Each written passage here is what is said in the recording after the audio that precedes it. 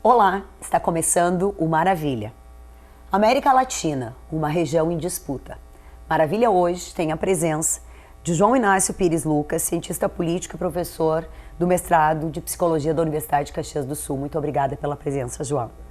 Douglas Torres Finger, mestrando em América Contemporânea pela Universidade América Central da Venezuela. Muito obrigada pela tua presença.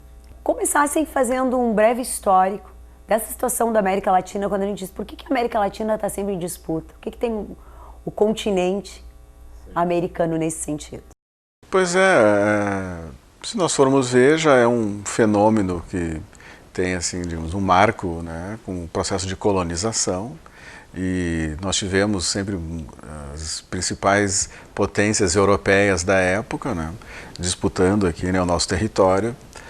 Tivemos alguns espaços assim, né, mais ocupados pela assim, Espanha, Portugal, mas também França, Holanda, né, a própria Inglaterra, e a nossa colonização ela foi marcada, né, por essa europeização, e isso já representou uma certa partilha, assim, né, extração dos nossos recursos e também, digamos assim, uma grande chaga que foi todo o aspecto assim dos assassinatos assim da população que existia aqui, né? Depois um grande momento assim também, né, que nós podemos ver, dá-se com a teoria da dependência, ou seja, com a relação de dependência existente entre o centro e a periferia, e passado o processo da colonização, a nossa região, já inserida no modo de produção capitalista, ela acabou sendo, digamos assim, uma região periférica fornecedora de determinados recursos, que hoje nós chamamos de commodities, né? Mas também outros, como a mão de obra barata, né, e um mercado assim, consumidor, né? E também permitia que o próprio capitalismo, né, já com um processo do estado de bem-estar social, de melhoria, né, especialmente no país europeu, que as empresas pudessem explorar mais os recursos, né, da superexploração do trabalho, né. E eu diria assim, mais contemporaneamente, né, nós temos pós assim, Guerra Fria, né, e a própria nova concertação internacional, né, nós temos também um país que começou a apresentar resistências, né? Por exemplo, as novas formas de colonização com o neoliberalismo, né? E isso também trouxe uma arena de disputa muito intensa, na medida em que os próprios recursos naturais, né, que eram sempre alvo das potências, eles, quando começaram a ser revertidos mais para as políticas públicas, né, dos países, como o caso da Venezuela, Bolívia, Brasil, gerou um certo mal-estar, né, em vista da ação predatória sempre dessas potências. Então eu destacaria justamente um conceito para nós entendermos, né, a recorrência desses fenômenos, o da teoria da dependência, que mostra que por mais que esses países se desenvolvam, eles sempre são pressionados, né, para repartirem ou compartilharem mais as suas riquezas com os países centrais. E do ponto de vista da política, nós temos um outro conceito que é a instabilidade política crônica, né? Porque volta e meia, apesar de termos já a rotina de processos democráticos políticos, nós temos essas ondas, assim, né, especialmente golpistas dos setores mais conservadores, né? Mas aí essa instabilidade, o golpista crônico, essas situações de instabilidade, elas independem, inclusive, elas têm interesses por trás disso?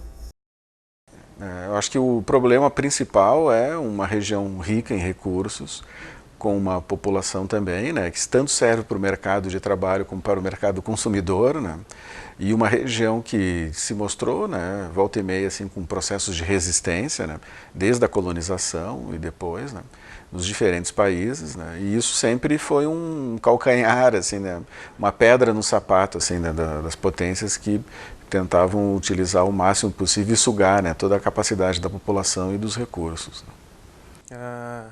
É interessante a gente pensar que desde lá de trás, quando havia certa influência europeia, já começou a surgir uma política exterior dos Estados Unidos no sentido, digamos assim, de proteger, né, o que eles chamavam de, muitas vezes, de pátio traseiro, né. A América Latina, afinal, era, digamos assim, a sua fronteira terrestre, né, a sua fronteira de segurança. E, ao mesmo tempo, como o professor também comentou, uma fonte gigantesca de recursos naturais. Com o fim da Guerra Fria, a gente tem uma reformulação no mundo. Os Estados Unidos eles se tornam aí a única e grande potência global, que por certo tempo tiveram aí certa liberdade de tomar livremente suas decisões e agir de acordo com seus interesses, não que hoje não o façam, mas nos últimos anos, principalmente depois do ressurgimento da Rússia, com o Vladimir Putin e da afirmação da China como segunda economia global e possivelmente, aí alguns economistas falam para 2030, nas próximas décadas, possa se tornar a maior economia do planeta. Então a gente observa, isso não sou eu quem digo, são alguns teóricos da ciência política, alguns analistas internacionais que avaliam que os Estados Unidos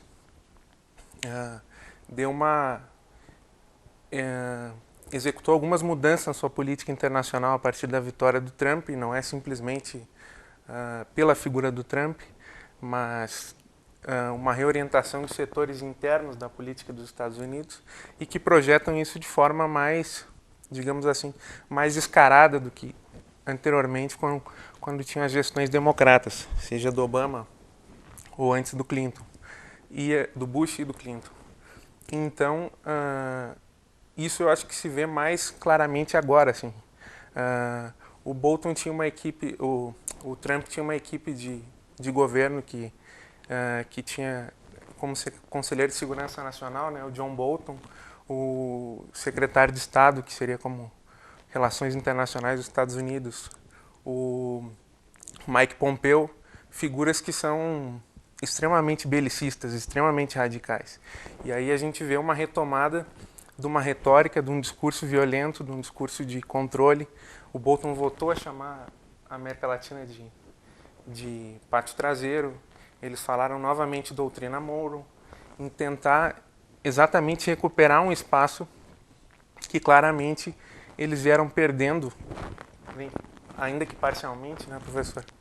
A partir do fim dos anos 90, quando Chávez chegou ao poder na Venezuela, e tivemos uma série de governos progressistas, mais ou menos radicais, mas que todos com certo caráter de independência aos Estados Unidos e de reivindicação de um desenvolvimento nacional. E como resultado na região a gente teve uma aproximação e um aumento da presença, seja econômica, seja militar, da China e da Rússia, o que também, digamos assim, liga os faróis de alerta, né, dos Estados Unidos, que além de estar disputando posições importantes em diversos lugares do mundo com esses países, é só ver as manifestações agora em Taiwan, que os Estados Unidos quer separar da China, ou mesmo a guerra na Síria. E aqui na América Latina, sem dúvida, para eles é fundamental. João, na tua fala e também na do Douglas, a gente não consegue ver uma perspectiva, porque vocês trazem as duas questões, que é essa lógica da dependência e essa lógica da exploração. Né? O Douglas ainda acrescenta toda essa questão dessa nova correlação de força e uma nova geopolítica que se estabelece pelos Estados Unidos. E daí? Qual é a saída? Porque o que a gente percebe? Tem sido cada vez, a cada golpe que acontece, ele é mais violento ainda, né? Ele perde, um golpe nunca teve bom senso, mas são coisas que são escrachadas e a impressão que a gente tem é que isso também não causa a indignação que nós acharíamos que devesse causar tal forma de violência. Vem acompanhado da Bíblia, de visões fundamentalistas. Isso é um pouco assustador. O que você... Eu até diria que, assim, guardadas as proporções e às vezes com outras características, né? Mas esse aspecto assim, da instabilidade política crônica sempre teve esses elementos assim, tradicionais, né, da formação cultural, né, que que no caso perpassa a América Latina toda, né, e que é muito herdeira assim, né, de uma visão europeizada, né, que assim, nos desdobramentos do próprio feudalismo, assim, né, e da maneira como ela foi colonizada. Eu acho que o caso do Brasil é bem exemplar, assim, né, que a nossa colonização foi sempre privatizada desde o início, lá com as capitanias hereditárias, né, e coisas do gênero, mas também com conteúdos religiosos, né? E se nós formos ver o próprio papel da Igreja Católica assim, no início da colonização e ela de alguma maneira dando suporte, claro que ela também pelo seu gigantismo tinha assim, algumas tendências, né, conflituosas, mas se nós formos ver ela de certa maneira respaldou também, né, aquilo que foram feitos com as populações nativas, né? E esses componentes, assim, né, eu diria, tradicionais e religiosos, eles sempre estiveram na raiz do autoritarismo, né, dos processos de exclusão e de eliminação de populações inteiras. Claro, eu diria também, por outro lado, que a América Latina ela tem mostrado uma dinâmica de resistência também, né? E ainda que essa instabilidade ela seja difícil de ser superada, né, até pelas riquezas que tem, pelo tamanho do continente, né, e as possibilidades num cenário de globalização que se busca sempre regiões para uma mão de obra mais barata e quase semi-escravizada. Muitas das culturas, se nós formos ver hoje em dia do chamado agronegócio, eles são culturas que lidam com situações de semi-escravidão, né, e constantemente nós estamos vendo que a cultura do café, do cacau, da cana-de-açúcar e outras têm relações quase trabalho escravo, né? Mas o tecido urbano também não é muito diferente, com as chamadas fábricas de suor, né, que os trabalhadores assim ficam jornadas extensas e para ganhar salários super baixos e com uma condição toda precarizada. Então a América Latina é um continente, junto com regiões da África, da Ásia, que se presta para essa situação. Mas também ela tem uma cultura de resistência. Se nós formos ver os processos de independência e já de luta assim, nos períodos coloniais, se nós formos ver o Brasil, os outros países, eles tiveram momentos importantes de resistência a essa dependência e tentativas de modelos alternativos, como a gente sempre pensa no Celso Furtado, no modelo do nacional desenvolvimentismo, de tentar também fazer com que o nosso processo ele agregasse valor assim, com a industrialização.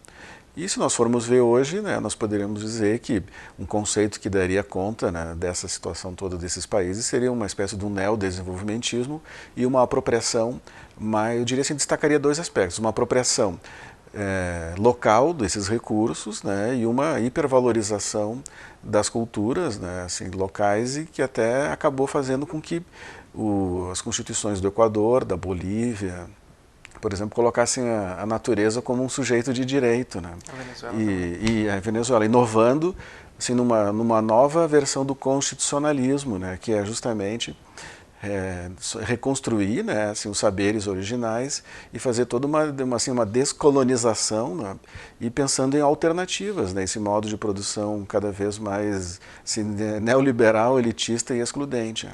Então, eu diria que faz parte do processo, assim, né? É uma pena porque muitas conquistas foram realizadas nesses países, né? Mais até do que no Brasil, eu diria. O Brasil ele avançou também muito assim, né, nas últimas décadas, mas se nós pensarmos na inovação jurídica, esses países, né, andinos eles foram muito inovadores, né? E é uma pena que parte disso agora esteja em risco, mas eu acho que faz parte dessa nossa instabilidade e talvez mostrando até o sucesso dessas experiências que cutucaram, né, como o Douglas estava dizendo, o nosso irmão, né, lá do norte, que ficou muito preocupado, né? E os países europeus também, né, que como diria assim, também não são flor que se cheire, né, que já tiveram toda uma fase também de espoliação, né, eles também estão numa dinâmica, né, e até nessas competições do mundo, com China, Rússia, Estados Unidos, eles ficam às vezes numa posição contraditória, ora eles defendem o ambiente, ora eles se apropriam também das nossas riquezas. Então eu diria que muito do que acontece é sinal até da força e da resistência que os povos latino-americanos têm, e se nós formos ver o próprio caso de Cuba ali do lado dos Estados Unidos, uma experiência bastante crítica, mostra bem que os Estados Unidos nunca teve as facilidades que ele quis, né, assim, no nosso continente, né? Douglas, tua visão. Eu concordo com o professor, acho que geralmente a forma como os Estados Unidos e e muitas vezes com o apoio da União Europeia, conseguiram as coisas no continente, foi muitas vezes recorrendo à violência ou digamos assim, a traição do que eles sempre defendem, dizem defender, né? Os direitos humanos, a democracia. Exato. Se a gente for pensar, desde 2002 a gente tem inaugurado na América Latina não inaugurada, né? Porque isso é histórico, mas, tipo, digamos assim, trazido de forma mais emblemática para o século XXI a figura dos golpes, né? E todos eles com atuação destacada, algumas mais ou menos conhecidas pelo povo, pelos povos, né, dos Estados Unidos. A gente pode citar aqui o Haiti em 2004, que agora tem grandes mobilizações também e muita gente não comenta, né, professor?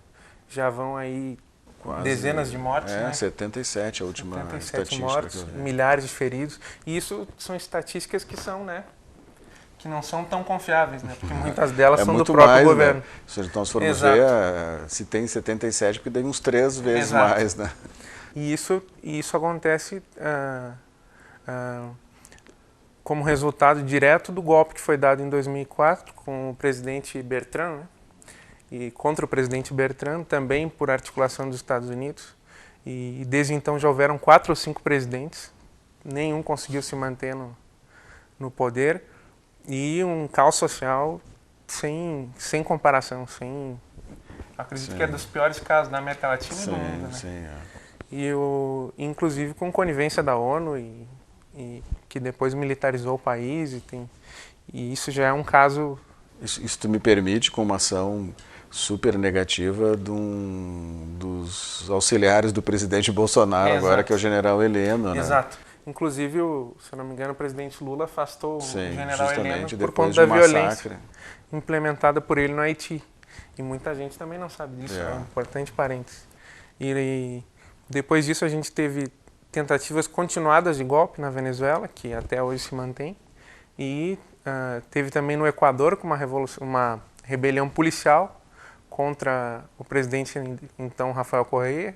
Depois a gente teve também na Bolívia com a tentativa de separação da Media Luna, que eles chamam, que é uma zona mais rica e desenvolvida da Bolívia, de onde provém, por exemplo, a atual presidenta interina, autoproclamada. Tá na época. Autoproclamada, interessante isso, né? E que ela, inclusive, tem um discurso extremamente fascista, muito atrasado. E depois a gente teve o caso emblemático do Brasil, né, que é um golpe blando, como se chama, um golpe brando. Antes disso ainda, já estava esquecendo, já são tantos que a gente esquece, teve o golpe no Fernando Lugo, que talvez tenha sido os moldes para o golpe no Brasil. E de Honduras também, né? Teve de Honduras também contra o Zelaya. E inúmeros golpes que vão passando esquecidos, né? E tu falou de futuro, eu acho que tudo isso que acontece tem que deixar lições para o campo progressista latino-americano, para os povos, né, professor? Sobre, digamos assim, o que fazer quando está no poder, né? Quando tem o governo, quando ainda tem possibilidade de fazer transformações. Vejam que muita gente taxa o governo venezuelano de ter um discurso agressivo, de ter um discurso de confrontação com os Estados Unidos, mas, por exemplo, no Brasil, a gente nunca teve isso. Na Argentina foi uma derrota eleitoral que o peronismo e o kirchnerismo sofreram, mas com uma campanha midiática criminosa, quase que por assim dizer. Acusações da justiça, inclusive acusaram a Cristina de assassinato de um promotor, ou seja, uma agressividade e um tom, digamos assim, que não deveriam ocorrer com países que, em tese, adotam uma política mais pacífica e de menos confrontação com os Estados Unidos. E, bem na verdade, isso não garante nada, isso não garante absolutamente nada.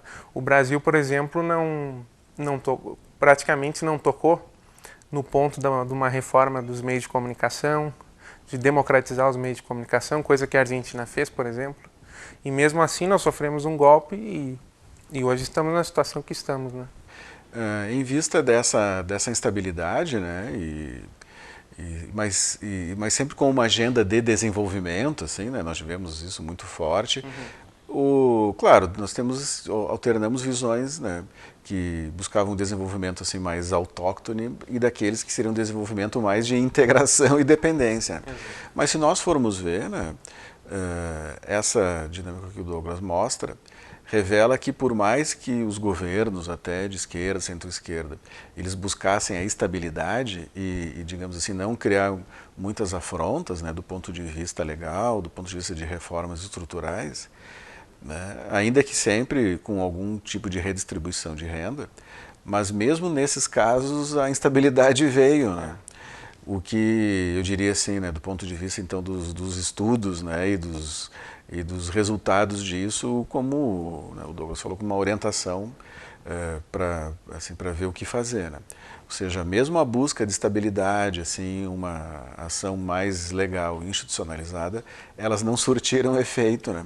Haja vista a voracidade que o sistema internacional, né, especialmente nessa versão neoliberal, tem de não se satisfazer com poucos recursos, ou recursos já até bem abundantes, que naturalmente a economia, com muitas empresas internacionalizadas, que mandam boa parte da sua lucratividade para fora, aquela coisa toda, mesmo numa situação vantajosa para o sistema financeiro, exato, que alguns desses países fizeram, a Venezuela sempre fornecendo petróleo para os Estados Unidos, né? Mesmo assim eles não se contentam e querem ainda mais, né? Bolívia é um caso emblemático, né? O que era? Foi a economia da Bolívia nos últimos 14 anos. Sim. Quadruplicou o PIB, né? Gente, olha, os números não consegue, o cidadão comum lendo e dizendo, mas então por quê?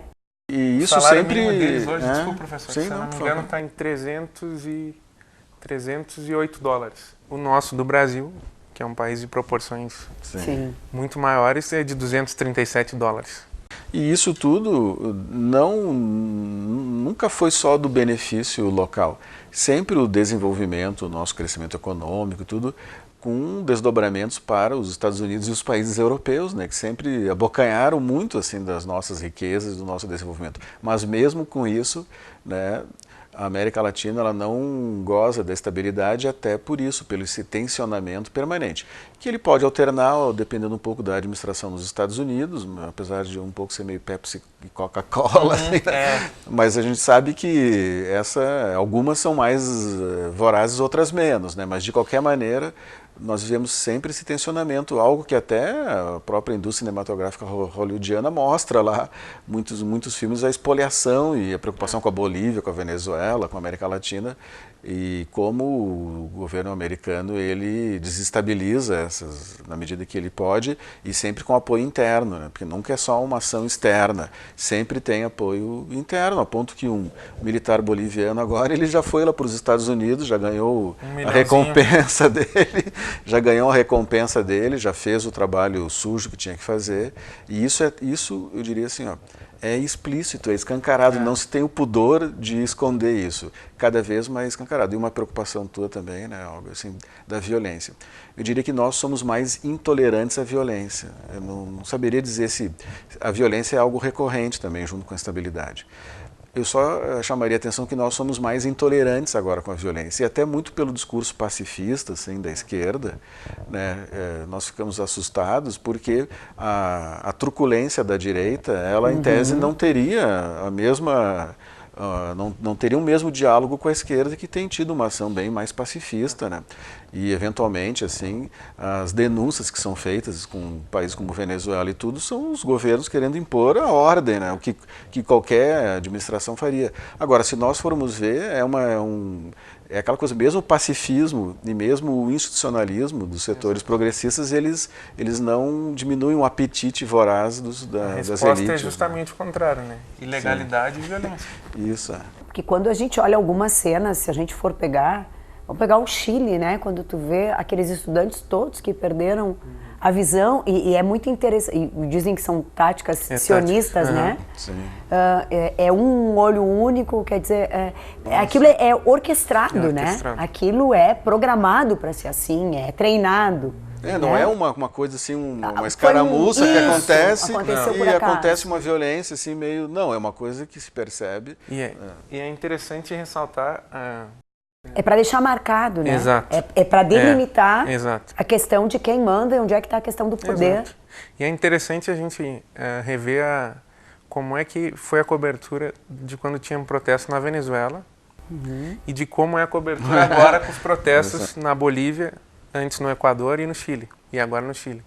Então, e de ver também o discurso da própria Organização dos Estados Americanos, que quando tu trocou seu secretário-geral para o Luiz Almagro, que é uruguaio e tinha sido ministro de Relações Exteriores do Tabaré antes, né, do governo anterior, se tinha uma esperança que a OEA pudesse vir a ter um papel, sim, de mediadora e um papel pouco mais progressista. Exato, e um papel justo com os países, né? E a OEA, e o secretário-geral da OEA chegou a pedir a intervenção militar na Venezuela, fez um relatório dizendo que que havia tido fraude na Bolívia sem apresentar nenhuma prova, sem mostrar nenhum comprovante, a mínima prova de que havia havido fraude nas eleições, e ao mesmo tempo se cala quanto ao que acontece no Chile e o que aconteceu no Equador. Que os dois declararam um toque de recolher, tiveram uma repressão inimaginável e muito, muito distante do que eram, por exemplo, as manifestações da Venezuela. E se nós formos ver a própria deserção de setores assim, da polícia e do exército nesses países, né? Coisa que também na Venezuela, assim, às vezes era um militar ou meia dúzia, assim, se tinha todo um auê. Se nós formos ver no caso da Bolívia, do Equador, deserções maciças assim, para as forças de segurança não atentarem contra a vida, né, dos cidadãos, também não tem a mesma repercussão. Né? Mas isso a gente percebe que muito da nossa estratégia ela tem a ver com esses aspectos ideológicos, com o papel das grandes empresas de comunicação, né? E hoje mesmo com toda a diversidade assim, né, das redes sociais e das mídias alternativas ainda é uma luta assim, do Davi contra o Golias, né? Porque infelizmente a maior parte da população ela ainda sofre com informações totalmente deturpadas, né? E o caso, acho que da Venezuela é o mais emblemático, né? No sentido do ataque e da não informação dos casos do Chile e da Bolívia, por exemplo, mais recentes. Eu morei na Venezuela há 5 anos, né? E daí, às vezes meus familiares me ligavam e perguntavam, mas tem uma guerra aí. Eu abria a janela, olhava para fora e dizia, não, mas isso aqui tá tudo igual, né? Sim. E a imagem que se passava aqui era de que era um país em guerra civil. Então acho importante a gente chamar a atenção das pessoas, né, quanto ao grande papel de desinformação que exercem os grandes meios de comunicação. Eles estão, assim como praticamente tudo, atrelado a interesses, né? E o resultado disso é a gente ver esses 2 pesos e 2 medidas quanto a... Eu acho que faz parte dessa instabilidade, né? Acho que muito disso, mas eu diria assim, eu destacaria que mesmo com tudo isso, a população latino-americana ela resiste, né? Tá, mas João Inácio, nós estamos indo para o final do programa, eu tenho que acabar, mas eu queria perguntar uma coisa para vocês. A população latino-americana resiste, talvez por isso o ataque tão forte às instituições educacionais, especialmente as públicas? Porque nós não precisamos alunos críticos e que consigam se informar por outros meios que não sejam a mídia empresarial convencional? Porque eu também diria que tem um outro elemento, que é o aspecto mais assim, neoliberal desses fenômenos, ou seja, tem essa coisa da intransigência religiosa, da truculência, muitas vezes até dos próprios órgãos do Estado, mas também tem esse aspecto mercadológico, e a educação é um grande negócio, assim como a saúde, né? A previdência, né? Ou seja, as políticas sociais públicas, né? No caso do Brasil, a Seguridade Social, Previdência, a assistência, né? A saúde. Se nós colocarmos mais educação, são políticas públicas que elas são um grande negócio, né? E eu diria que muito do ataque, né, que o Brasil sofre, ele também tem a ver em transformar isso como uma mercadoria, né? Claro que tem essa coisa da consciência crítica, obviamente, né? E infelizmente, né, essas medidas, assim, essas propostas de escola sem partido, essas coisas todas, elas até nem precisam existir, porque nós já temos uma educação que ela é pouco conscientizadora. Mas mesmo assim, por pouco que seja, ainda ela sofre um ataque, né, e que é para transformar isso num negócio, né, e a gente vê bem no caso da saúde, da educação e da previdência, né, e eu acho que nesse sentido é que a voracidade do grande capital é grande e tem apoio então dessas forças locais, né, como no caso do Brasil hoje em dia, que dão respaldo para essa situação. Estamos no final do programa, agradecemos muitíssimo a contribuição de vocês. Muito obrigado, Douglas, obrigado, João Inácio. E você, lembre que o Brasil não é uma ilha, nós somos a América Latina. Busque a informação e entenda a complexidade do que a América Latina vive hoje, pois os atingidos somos todos nós.